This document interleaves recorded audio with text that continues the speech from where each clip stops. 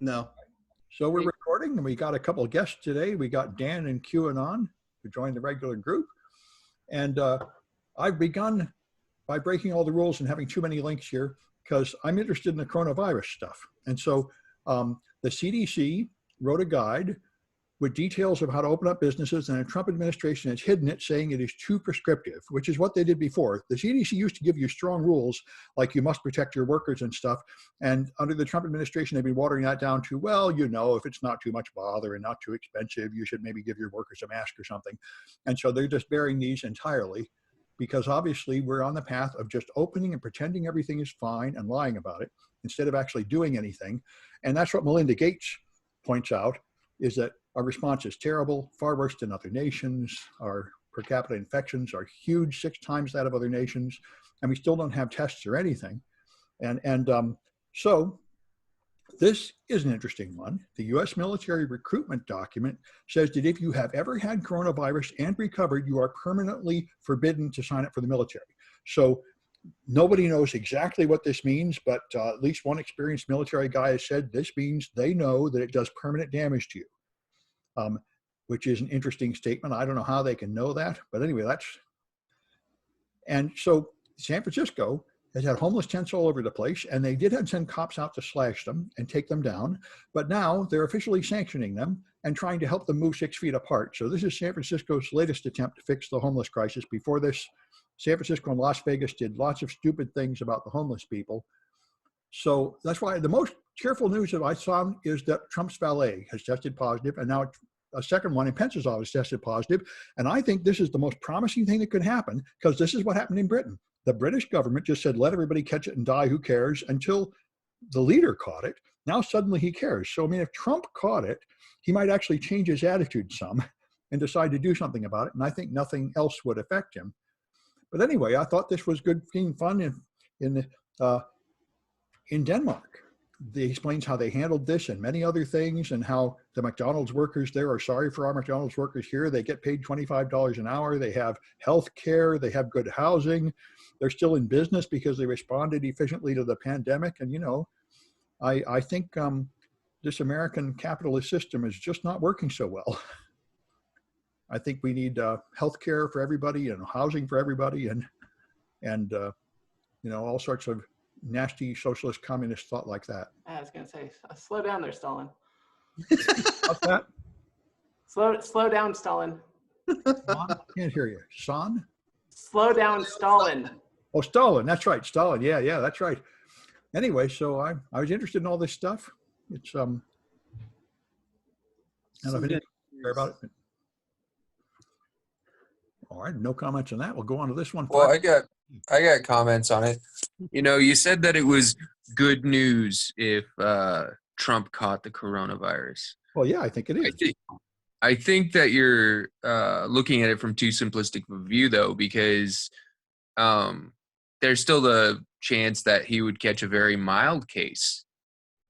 Oh, and that would just convince him that if it's not undersell it, the response for the rest of the nation. And I think that our luck is collectively bad enough that would happen. You got a point. Well, I guess we're going to find out. And as for burying the CDC guide, I mean, are you surprised? Like, you know, most of this is just like, yep, this is kind of what you would expect from that sort of leadership. Well, yeah, no, it's interesting to document. That's why I think the best part of American society that is working is the free press. Trump would like to shut these guys up, and he can't. He certainly seems to muzzle the courts and all the other parts of the government, but he can't shut up the press. That's the one thing that works about America, is everybody can mouth off all they want. I don't know if coronavirus survivors permanently disqualified. I was following that feed on your Twitter, and it had specified that it had not been specified that they were talking about hospitalizations from coronavirus and not necessarily just being positive or having antibodies for it. So they're only talk about you're disqualified if you've been hospitalized? I think if I read that thread between you and Malware Jake correctly. Yeah, okay, that would make a little more sense, I guess. If you were hospitalized, maybe there's some belief it was serious enough to do permanent damage. Anyway. I did want to comment really quick on Trump's news briefings. I saw like a pan where they like looked at the members of the media that were there that were in his news briefing. It was like 2 people. Like I think he's kicking a lot of people out of these meetings. Yeah, I think he is. But now he's trying just be him by himself. But he's trying to not wear masks and appear in public and go to rallies and pretend that everything is perfectly fine. That's his current plan. It's totally over. Everything's fine. You can totally go off to the restaurants and the movie theaters and stuff. And we'll see how long that lasts. Yeah, and we can talk about it later, but there's also that astroturfing movement to reopen, and you wonder where that's coming from. There was a video that a student sent me that said, this is all a conspiracy and Bill Gates is in on it, and all the injections are going to have like electrodes next to them to infect your cells. And it looked really professional. Somebody is paying for this stuff, like the Russian military or somebody. It's not just some idiot in a basement. There's these slick anti-vax propaganda stuff out. Yeah, I've noticed some bot activity actually behind the not wearing mask campaigns as well. Yeah, me too. It's very much like what the Russians do. They find an issue to get people mad and rile them up. And then they find useful idiots, like all these people that will go take their shotgun and go to the Capitol and protest about masks. Speaking of issues to make you mad and rile people up. So, in the past, I have made the case that we should just let the cruise ship industry sink. I'm kind of with Bill Burr. We should just sink all those cruise ships. Really destructive to the environment. They're extremely exploitative of their employees, basically to the point of slavery in some cases. And they can take out the internet. Cruise ships? Yes. Now this story kind of buried the lead. It's not in the headline, but according to this story, 2/3 of faults for undersea data link cables are due to cruise ships dragging their anchors along the seabed, which is coincidentally terrible for the oceans as well. But it also takes out internet pretty regularly. And sometimes with some of these islands in the South Pacific, especially, it can knock out comms to the whole island. And then they're stuck using satellite, which is terrible for a while. Why do you drag your anchor? Is this just something that happens accidentally, or is it something you deliberately do? If it happens often, it sounds like it's something either deliberate or just oops. They just don't care. I mean, there's no what oversight is there? It's not like they get fined every time they take out an undersea cable. So. Well, sure, but I mean, I thought you put down the anchor because you stopped, and then you pull up the anchor and then you go. Why would you drag it? It just seems like it's wasting gas and. I think that maybe in some instances it doesn't embed on the seafloor because it's hard rock or whatever. So that's what the currents will push the giant cruise ship along, and then it'll hook and break the undersea cable. What if they use it as a brake? Yes, yeah, I was gonna say dragging anchors is a common problem with a lot of these boats. Yes, I mean, it kind of is an accident. It's kind of unavoidable, right? I mean, anchors just aren't a very perfect technology. Just did some very quick cursory Googling. It seems like it's also a technique they use in unstable waters to help stabilize the boat while they're traveling. Okay. Well, that's interesting. Yeah. Yeah, I hadn't thought of that, but that makes sense. We don't have time to actually look at evidence. Okay, we should just keep speculating. Well, there you go. It's good to have journalistic principles. Well, then another thing you'd think too, if they have a map of where these cables are so they know not to drag their anchors around those areas. It's like when you go to dig, you're under your cables near your house. Yeah, that might be nice. They do have maps that are actually pretty cool of where all the cables are. I actually like looking at them just because it's interesting. But oh yeah, I imagine that that's not much of a concern for the cruise ships because, especially when you're in international waters, who's going to tell you otherwise? Well, I guess you could fine them when they come home for breaking it. I don't know. It's a thought. Because of the implication. Yeah. So this I was kind of glad to see. Nest got hacked a bunch of times, didn't they? Right? Yes, they did. And finally, they're enabling 2auth if you don't have it. So if you already have the phone, the SMS, or you have a migrated Google account, this won't apply to you. If you don't have something, it will force you to at least do a 6-digit PIN. So something better than nothing. Well, we're talking, okay, according to this, they didn't get hacked. They just got credential stuffed. But anyway, two-factor is still a good thing. Yes, yes, better than nothing. Oh, yeah, it should help a lot, I would think. And it's 6-digit instead of 4, so, okay.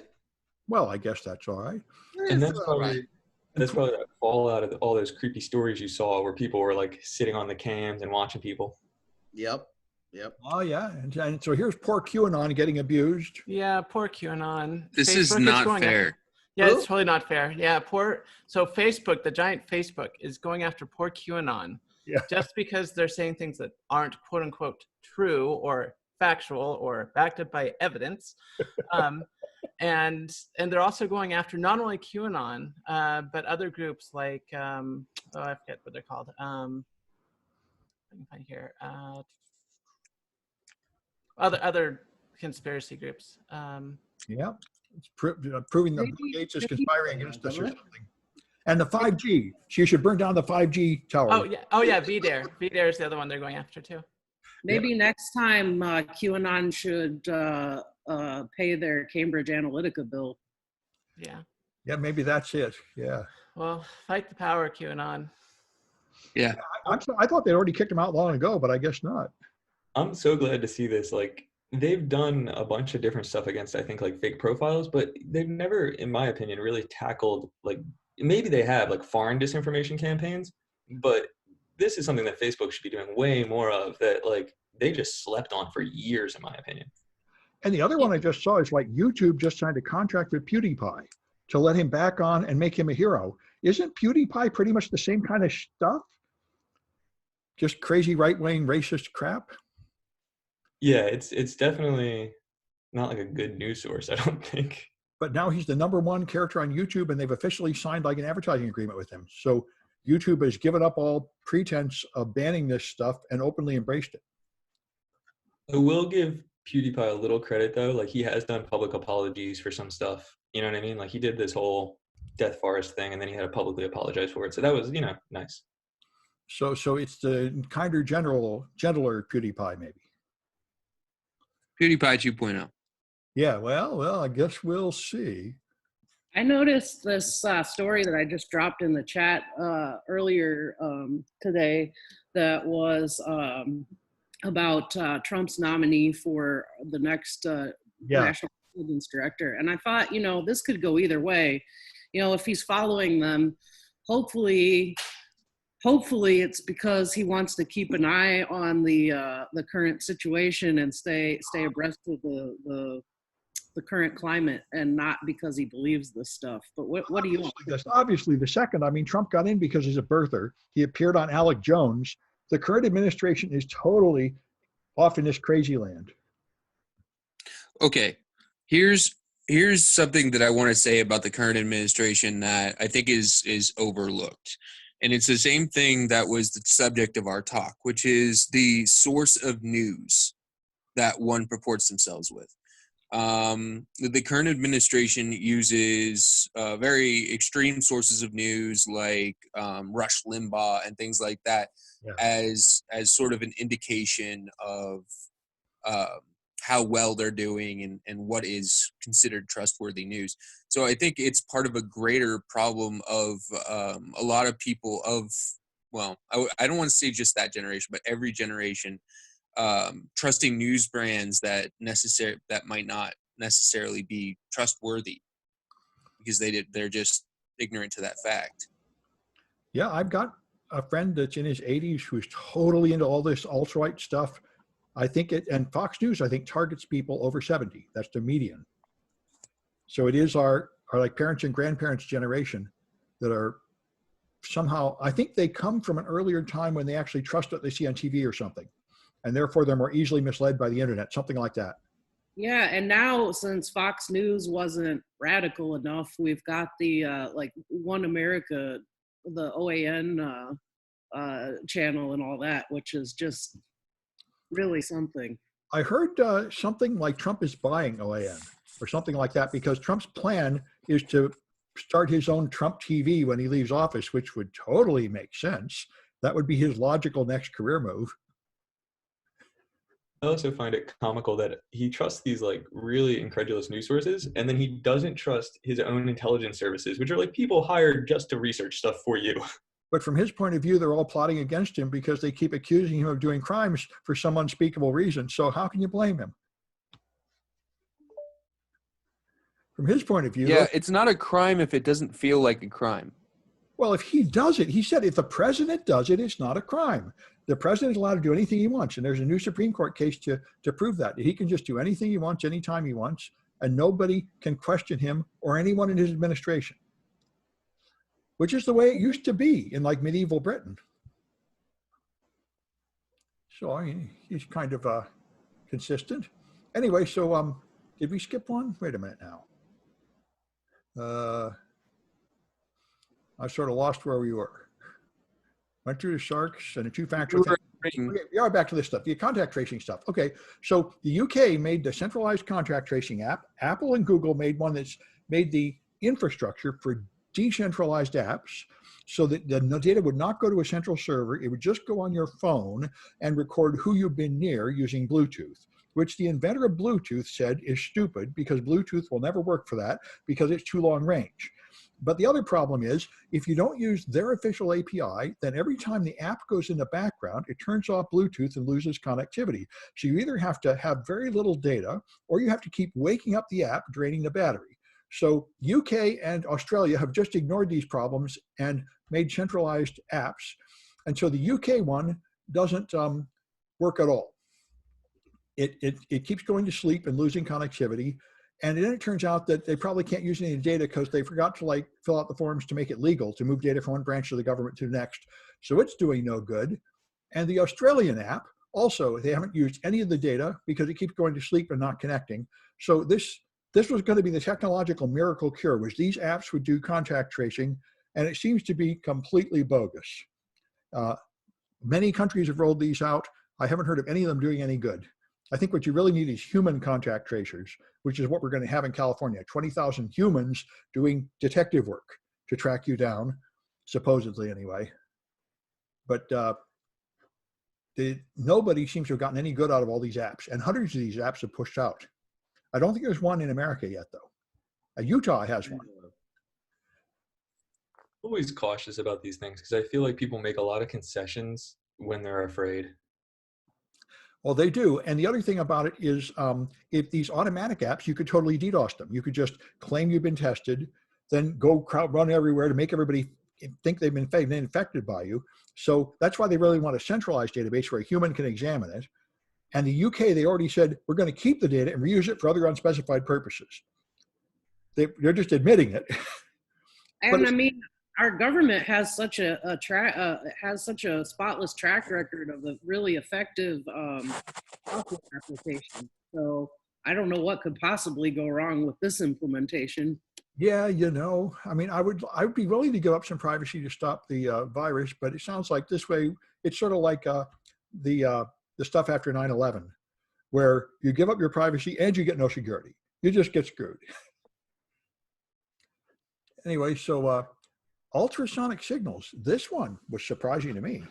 Yes, so this has actually been a thing for the last few years on and off, but it just kind of got buried in the cultural consciousness. We haven't talked about it in a while. And one of the people that's been working on the web audio API is like, hey, you know, we should probably take a look at this again. Because there are people that have been pushing for this to be something that you can do without asking for any permission. So essentially supersonic and subsonic sounds that can be used for browser fingerprinting and ad tracking and all kinds of other things. You know, some people are of the opinion like, hey, it's not useful to have to prompt the users for permission every time we want to use these subsonic or supersonic sounds for everything. but it's problematic because there's not necessarily a range that makes sense for everybody, and it really opens up some avenues for violating people's privacy even more. So I thought this was pretty interesting. And towards the end of the article, another thing I thought was interesting was that Brave implemented some kind of randomization so that it would, specifically for the web audio API, so that it would limit the fingerprinting capabilities a little bit of sites. So interesting topic for sure. So this is only talking, I think, about phones, not desktops, right? Because desktops don't have access to a microphone, not typically. So they couldn't pick up any sound, right? I mean, most laptops have webcams, right? And most computers are laptops, so... Well, now on a phone, you specify when you install the app whether it's allowed to get to the microphone, right? So some of your apps would not be able to but I guess on your desktop, everything would if you got a microphone. Right, and especially I was wondering about, making conference calls and stuff like that when you're actually using the microphone and doing stuff on your browser at the same time. Now, of course, that's a good point. The best defense against this is to do what we're always preaching to people to do, which is really go through your permissions on your phone and lock stuff down and make sure that applications that shouldn't have access to things like your audio and your location data and all that don't. But especially with a lot of the Android research that we've done in the last couple of years, I mean, it's no guarantee. Well, yeah, that's way too much bother. I'm not going to do that. Or, just get an Apple IIe and just use that again. Oh yeah, back before. Yeah, that's by the way, is one of the problems. That's one of the problems with coronavirus is a bunch of people don't have smartphones anyway, so they can't play this game. Yep. Yeah. I remember there was something a few years ago where the high school kids would get like an IM app that made beeps that were so high pitched that the teacher couldn't hear it. Only the kids could hear it, like dog whistles. That was the original dog whistle thing. Anyway, I remember they were doing that as a covert channel too, to sneak stuff out of skiffs, that high-pitched audio sharing, using it in data. And last week we had the one where they're doing it just with the power supply. The power supply makes a hum, and you can send data through that. That's cool. Yeah. So, yeah, I saw this one for Password Day or something. Yeah, apparently it was Password Day yesterday. And from a survey of 1,000 people, 43.8, when they go to buy something, if they forgot the password, they just abandon the thing that they were gonna buy because they forgot the password. Oh yeah, and I've heard this before, that just from bad design, something like half the purchases around Christmas that people try to do online, they just give up because they can't complete the transaction through the website. Right. And this was just more specific to people are forgetting their passwords and they just go, oh well. Well, that's why I think everybody needs a password manager. It took me a while to admit it and switch to it, and I'm glad I did. Now I can actually find stuff. Before I was always digging through, which old computer, which stupid Word document had the password for that stupid thing I used 5 years ago. Now I have one place for everything. Yep, same here. Yeah, well. There's a number of accounts that I think I just reset every time I use them. One thing I thought is funny is I've got grade books from like 15 years ago, and I forgot the password. If one of those students wants a letter of recommendation, I'm hosed. I totally can't get in anymore. That hasn't come up though. Anyway, that's another good thing. By teaching tech, everything I teach is completely obsolete in about 3 years, so nobody cares. So I don't need any history. Yeah. I forgot. Oh, yeah. Whenever I run into that and I just give up on purchasing something, I just call it a net win. Save that money. Dollar bill. Yeah, that's a good attitude. Tim, I did want to comment. Your COBOL class is freaking awesome, and it's like old content, but still very awesome. Oh yeah, you did the CTF. Yeah, I had fun with that, and I found a bunch. And now I got a real mainframe, and now I found more real mainframes you can get. So there's a bunch of places we can go, but there's one guy that said, I took a Raspberry Pi, and 5 years ago I put an IBM operating system on it, and it is duplicating entirely a complete mainframe from like 20 years ago with all the features. I saw that, though there seems to be some, that was the one, I think that was the one that I sent you. But then after I sent it, I saw there seems to be some debate as to the authenticity of that situation. Yeah. Anyway, see, the next thing is to hack the mainframe in the mainframe assembly code. But to do that, I have to have my own. I can't be using some public mainframe that tells you don't abuse the mainframe and writing hacking projects on it. So Kirk was trying to find mainframe virtual machines, and he found one. But the problem is all the mainframe operating systems are proprietary.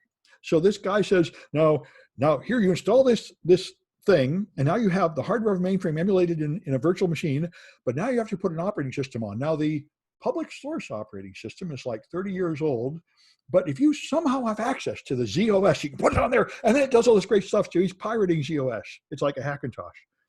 And ZOS is really expensive, but people are apparently getting pirate copies and putting it on their Hackintosh mainframe.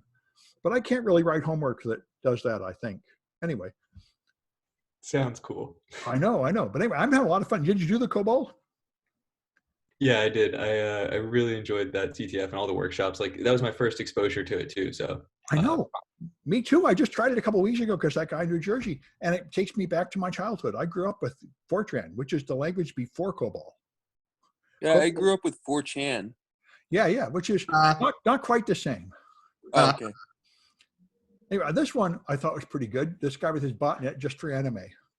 Right. So maybe the reason that he watches so much anime is because he can see young persons fight for their dream without giving up, while their whole life is meaningless and they just went with the flow.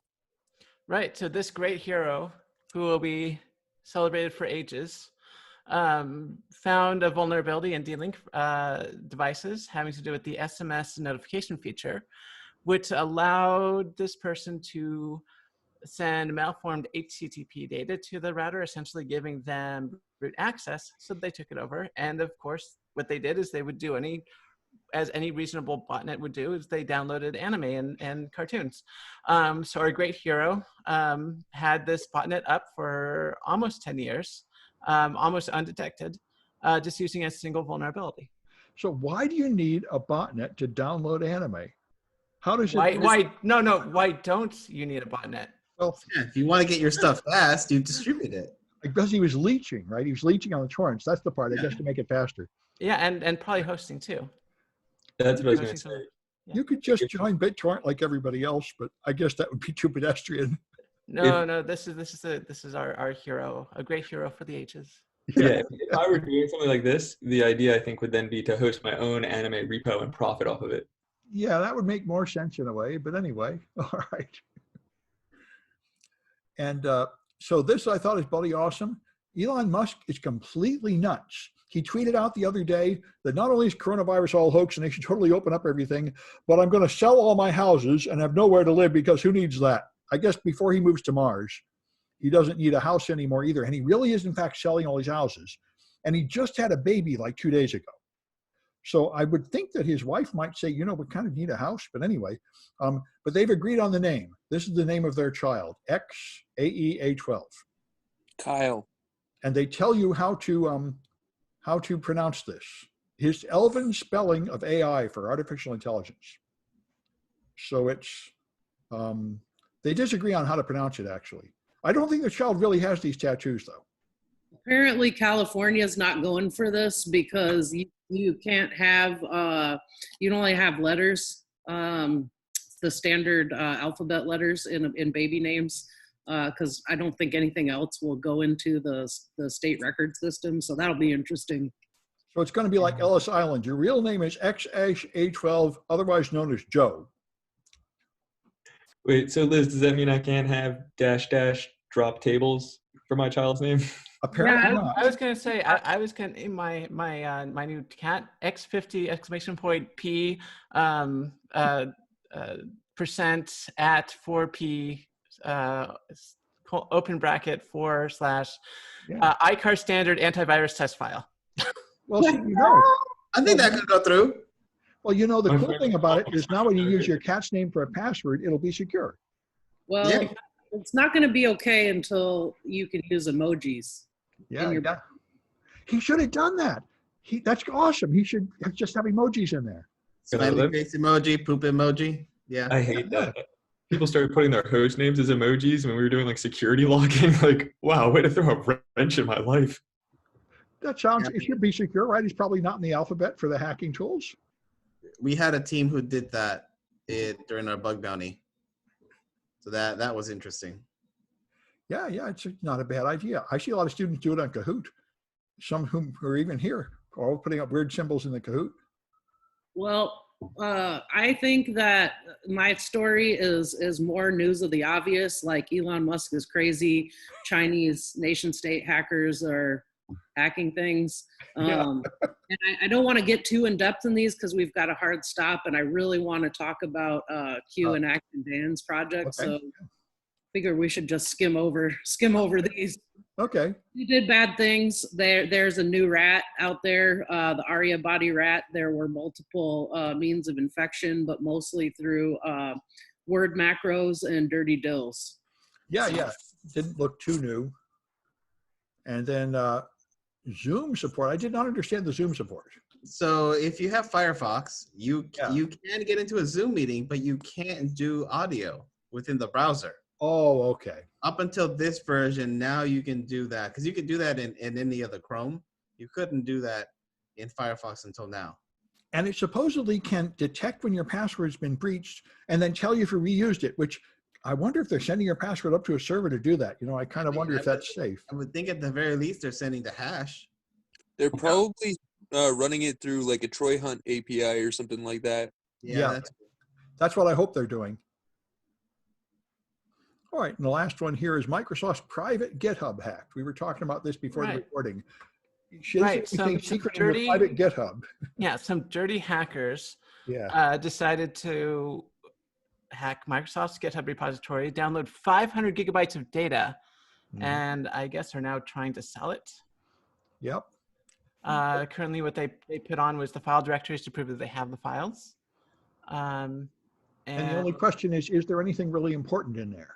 Probably. I have to tell you, when I was doing internal corporate red teaming, the first thing we would always go to are the GitHub repos and just look for bugs in the GitHub repos.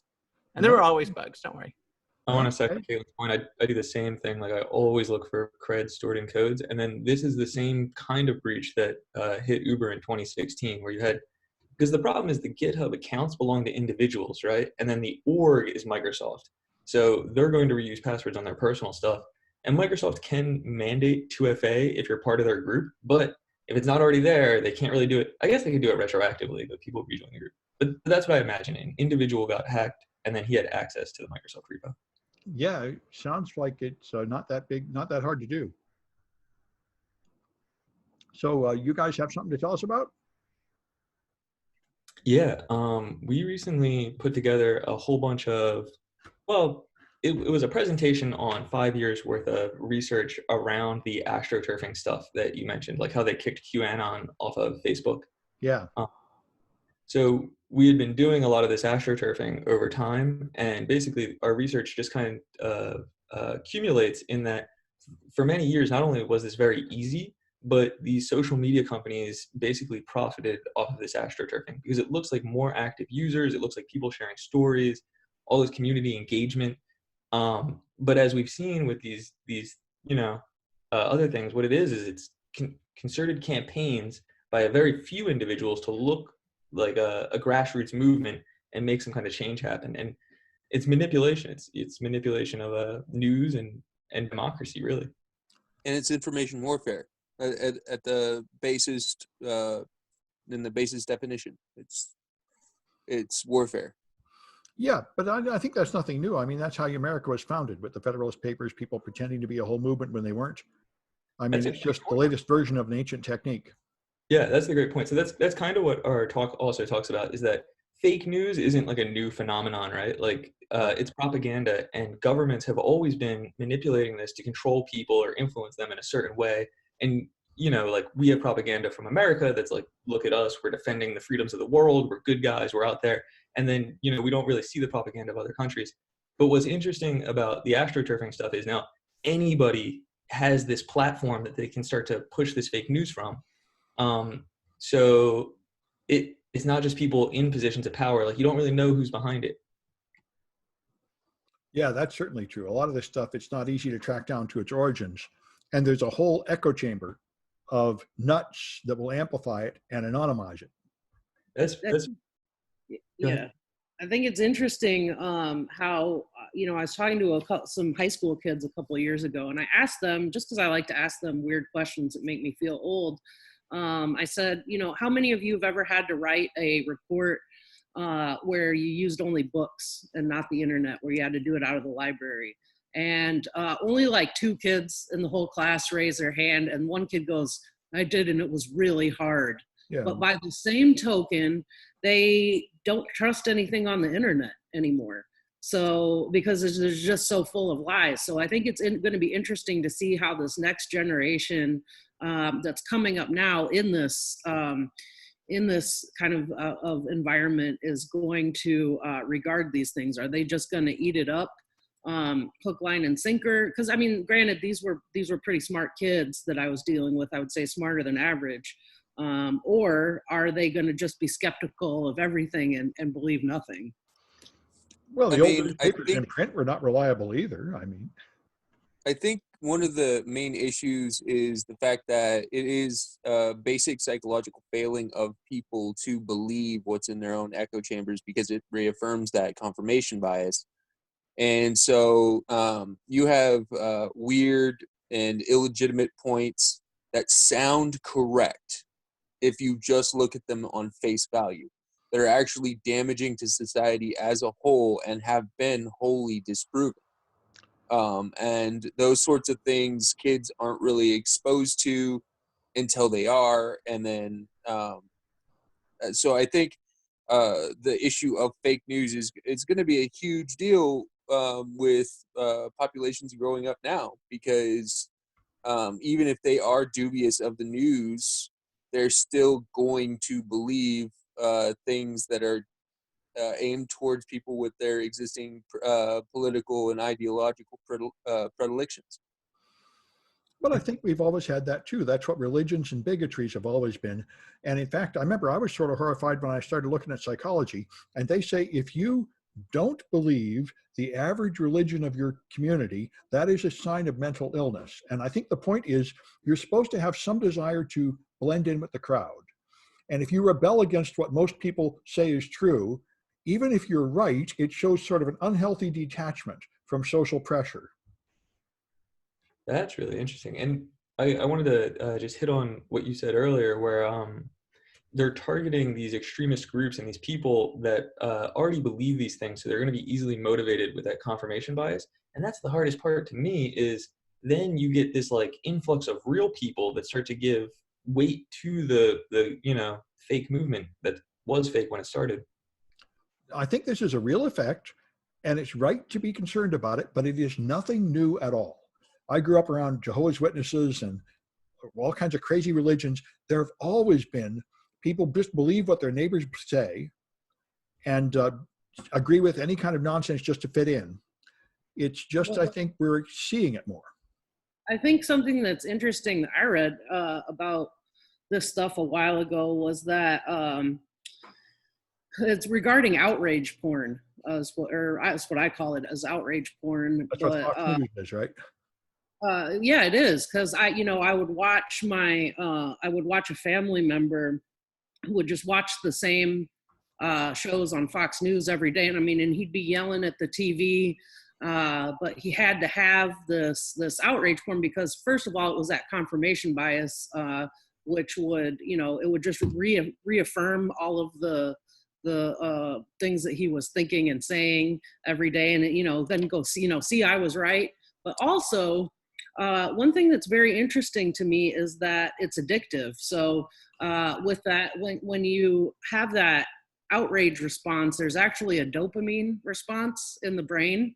And so it becomes addictive to stay on this cycle of righteous indignation, essentially self-righteous indignation, that's being reaffirmed through the news. And it's also sort of a tribalist thing where it's like sort of an us versus them deal, where you're getting this daily affirmation that your crusade is the right crusade and everybody else is just out to get you. Yeah, and to be fair, it's on the left too. Morning Joe is exactly the same. Nothing but constant outrage. And I think this is just childish. I mean, there are things happening that are bad, but just having an emotional reaction to it is not a mature thing to do. You have to understand it and then decide what to do about it. And the time you spend just screaming is not entirely helpful. Right. I mean, in the 1980s, Bill Gates said, let's infect computers with viruses and sell antivirus software. And today, in 2019, he's infecting everyone with coronavirus and trying to sell everyone vaccines. And we need to, instead of just react viscerally to that, we need to slow down, calm down, think for a second, and think about ways that we can combat these kind of threats in a way that's productive. So it's your goal to get this video kicked off YouTube, isn't it? That's what you're doing. They've only kicked one of my videos off so far, and they put it back. But it wasn't one of these news videos. You need to step your game up. Yeah, Sam, only one? Yeah, I'm one. disappointed, yes. I wanted to make a comment on Liz's point, like kind of that us versus them mentality. I really wish like news organizations would stop putting that spin on stuff like this is how you should feel about the news, right? Like just give me the news. No, I heard a good analysis of this, which I thought was entirely true. Facebook and Google sucked up all the advertising money, so you can't make a living putting out news. The only thing you can do is put out opinion. It's the only thing that brings in enough traffic anymore. Right, because who wants to watch the news? That's boring. Well, when I was a kid, the news was really boring, and it wasn't worth watching because all they did was tell you the news. Exactly. We can't go letting the facts get in the way of a good impassioned rhetoric here. Yeah, there you go. Exactly. Duh. That's the problem, though. It's all click-driven. You have these really clickbaity titles that just, fuel somebody's existing rage. And then, they tell them how they should feel, like be terrified or be angry. And it's like, I don't know. I just feel like there's a lot of. If they don't click, then you don't get the clicks, and then you don't get the money. Well, this is what Thomas Jefferson said. He said, due to the corruption of the people, this system will collapse in about 200 years. And it appears to be true. I mean, I think the real push, at least in America, is that we're an empire in decline. We're the laughing stock of the world. We're not the leaders in anything much anymore. And there's a huge sadness that comes from that, just like when it happened to Britain. And there's a large bunch of people who want to pretend that's not true. So what's the solution to this? How can you help people who are really addicted to that outrage porn cycle and getting that confirmation bias and living in an echo chamber? How can you help them? Like, how can you educate them as to what's really going on, because they don't see it? Like, I think like Sam said, especially with older generations, I think that if it's on TV, it's credible, but as we know, that's not necessarily the case. So what can we do? Make your own news? Well, eventually do it, but it takes decades. Yeah, and I feel like going after it from a lawmaker standpoint is not going to work either. I believe there were several lawsuits against news agencies, but about not factually reporting the news, and they said, well, news is an entertainment product, so it doesn't have to be factual. And in fact, what we went over with our talk about news is news has an uncertain quality with the bias of the reporter. Yeah. I know everyone's now saying the answer is to censor the internet. I really don't think that's going to help. And Fox now, I would say, is more, actually Fox and CNN is more commentators than they are reporters. Sure. I almost think that culturally, we've accepted that shift instead of just like Dan said, which is just give me the facts, just present them. Don't tell me how I need to feel about them. Just give me the facts. Well, I think it's a fundamental failure of the capitalist system. I mean, we don't have socialized medicine. We ought to have socialized news. We ought to limit the amount of money in politics. Everything here is just about making the most money, and not everything should just be optimized for profit. But everything in America is. It'll take a fundamental shift. Like Bernie, this is Bernie's point. We need to be more socialist. We need to have things here that are not driven by the dollar. But that's a real radical idea in America. I think with the social media, at least, the platform owners do have some responsibility. And I'm not talking like censoring people, you can't say that, but they have algorithms that say who sees what, right? And those algorithms definitely promote things that you have the confirmation bias in, or radical opinions. And I think those algorithms should maybe change a little bit to like mute some of these radical opinions versus like pushing them on everybody. But let's say the platform owners don't do that. Let's say they quit and get a job being a professor at some big university instead of doing security because that's their thing, right? Let's say, then I think we need to educate the people, right? We need to bring it to the individuals. And, you know, I think the best way to do that is make it broad and like understandable. So if you guys haven't seen The Great Hack on Netflix, I like hands down, that was one of the best things I think I've watched all I think year. I tried showing it to one of your classes, Sam, before you came in, and then I had to turn it off. I don't remember. Is it about Cambridge Analytica or what? Yeah, It's Analytica Politica. Yeah, I read the book, Mindfuck, which is very good. yeah. And this is just pushing harder on one of Dan's points about like, even though what he thinks those content providers should be doing is the right thing, it does not make any business sense to them, because once again, that outrage porn drives clicks, drives traffic to their platform. Yes. So they don't really have a horse in the race for crippling themselves or their sphere of influence. But the other thing is too, in my opinion, they just weren't thinking about it, right? Like they were fighting the last war. They said, what is hacking? Hacking is when people compromise your computer, right? How does Facebook stop hacking? It stops people compromising their computers. They didn't think about all this data that people were sharing on the platform. Yeah. Well, anyway, I don't think there's a simple answer, but I think education is the only long-term solution. I don't think censorship is going to help, but it might solve temporary problems like putting out a fire. I think we've got to show people how this isn't in their best interest. Like they're just essentially being a cash cow for these massive companies, and they're getting nothing out of it but screwed around. And I think you've really got to appeal to people's selfish motivations to get any traction. Yeah, it's hard to go viral with a good message like that, like brush your teeth. A few people can do it, like AOC though. AOC can go viral telling the truth, and Bernie could. It's very few people that can do that. Make it fun to hear the truth. Usually the truth is really boring. All right, well, any more comments? Maybe I should stop this recording. Looks like it's the thing.